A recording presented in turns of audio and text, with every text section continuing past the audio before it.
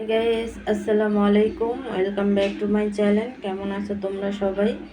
আশা করি ভালো আছো। আল্লাহর রহমতে আমি অনেক ভালো আছি। তো গাইস, তোমাদের মাঝে আরেকটি রান্নার রেসিপি নিয়ে চলে আসলাম। আজকে কি রান্না করব তোমাদের সাথে শেয়ার করব। তো গাইস, দেখতেই পাচ্ছ এখানে আমি ছোট ছোট আলু নিচ্ছি, নতুন আলু।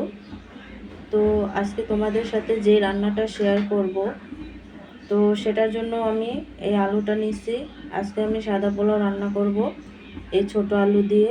তার জন্য এখানে আমি আলুটাকে খুব ভালোভাবে পরিষ্কার করে এখন আমি আলুটাকে ভেজে নেব। তো সাদা পোলাও রান্না করব আর মুরগির মাংস রান্না করব। তো গাইস, ভিডিওটি প্রথম থেকে লাস্ট পর্যন্ত দেখতে থাকো, আশা করি ভালো লাগবে। তো গাইস দেখো, আলুগুলো কিন্তু আমি ভেজে নিচ্ছি, একটু বাদামি কালার করে ভেজে নেব, তাহলে দেখা যাচ্ছে পোলাওতে দিলে অনেকটা সুন্দর লাগবে। এখানে আমি মুরগির মাংসটা রান্না করব, তার জন্য তেল দিয়ে দিচ্ছি। তো দিয়ে দিচ্ছি দুটো তেজপাতা, টুকরা করে একটি তেজপাতার মধ্যে দিয়ে ভাগ করে দিচ্ছি। দিয়ে দিচ্ছি বেরেস্তা, ভেজে রাখা পেঁয়াজ,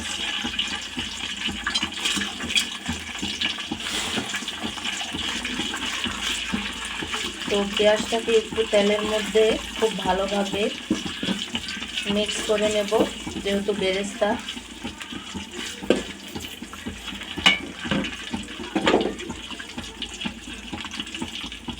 তো দিয়ে দিচ্ছি আদা রসুন। তো আদা রসুনটাকে একটু ভেজে নেব। তো গাইস, মশলা কষানোর জন্য এখানে আমি পানি অ্যাড করছি। তো দিয়ে দিচ্ছি সব উপকরণগুলো: হলুদের গুঁড়া, মরিচের গুঁড়া, ধনিয়ার গুঁড়া, দারচিনি এলাচির গুঁড়ো, সাদা গোলমরিচের গুঁড়ো। আমরা ঝালটা একটু বেশি খাই, তার জন্য কিন্তু সাদা গোলমরিচের গুঁড়োটাও অ্যাড করছি। দিয়ে দিচ্ছি কাঁচামরিচ,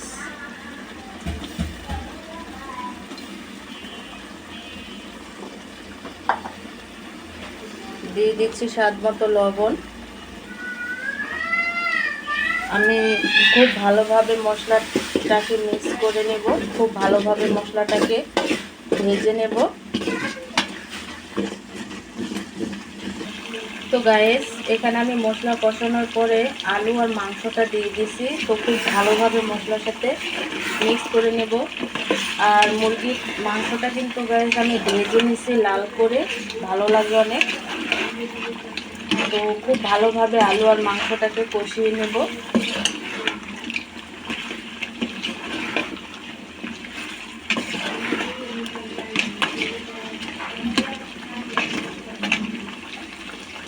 খুব ভালোভাবে মাংস আর আলুটাকে কষিয়ে নেব। মাংস আর আলুটা কিন্তু কষানো হয়ে গেছে, দেখতেই পাচ্ছ কতটা কালার চলে আসছে। দেখছো, অনেকটা কালার চলে আসছে। তো এখানে আমি ঝোল অ্যাড করব।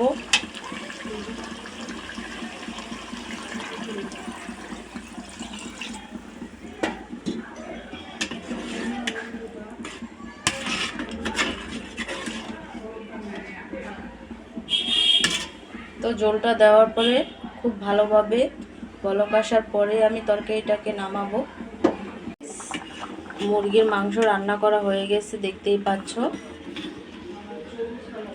তো আমি একটু হালকা ঝোল ঝোল রাখছি, কারণ ঝোল, নতুন আলু দিয়ে ঝোল তরকারিটা কিন্তু অনেক ভাল লাগে সব কিছুর সাথেই, এর জন্য ঝোল রাখছি।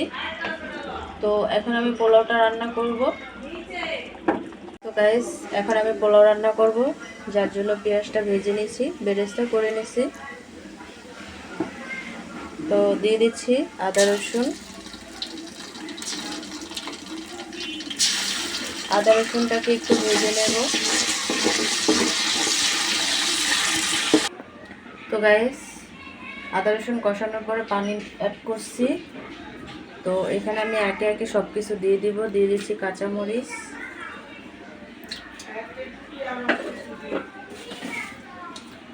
দিয়ে দিচ্ছি সব মশলাগুলো: তেজপাতা, দারচিনি এলাচি দিয়ে দিচ্ছি, স্বাদ মতো লবণ,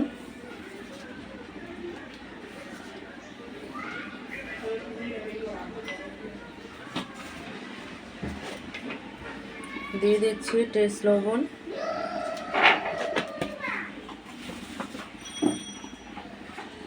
তো পানিটা বলক ওঠার পরে আমি চালটা অ্যাড করব।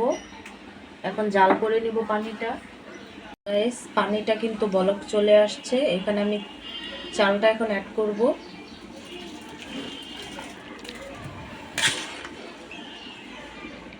তো গাইস এখানে কিন্তু আমি দুধ অ্যাড করছি।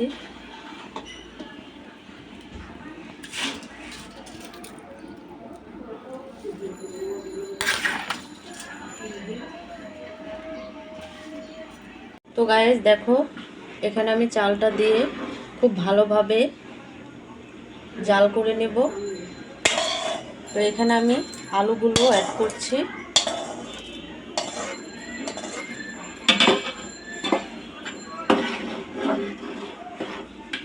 তো খুব ভালোভাবে আমি চালটাকে বলকিয়ে নেব, যাতে পানিটা না শুকান পর্যন্ত আমি চালটা বলকাবো পানির সাথে। দেখো চাউলের পানিটা কিন্তু টেনে গেছে, এখন আমি এটাকে দম দিব। তো তার আগে জাফরানের পানি নিছি আমি কিছু, এই জাফরানের পানিটাকে আমি অ্যাড করব।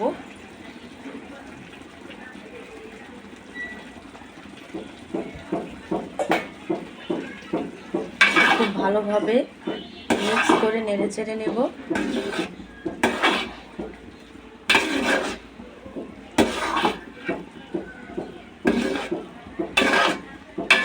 দেখো কালারিং হয়ে গেছে জাফরানের পানি অ্যাড করে।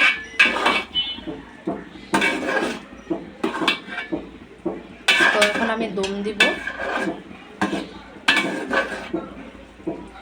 গাইস পোলাওটা কিন্তু একেবারেই হয়ে গেছে, দেখতেই পাচ্ছ। এই যে দেখতেই পাচ্ছ পোলাওটা। তো এই কালারটা কিন্তু আমি জাফরানের কালার দিছি, এর জন্য কালার হয়েছে। এই যে জাফরানের জন্য হয়েছে, দেখো। তো গাইস আজকের রেসিপিটা কেমন লাগছে অবশ্যই কমেন্টে জানাবে।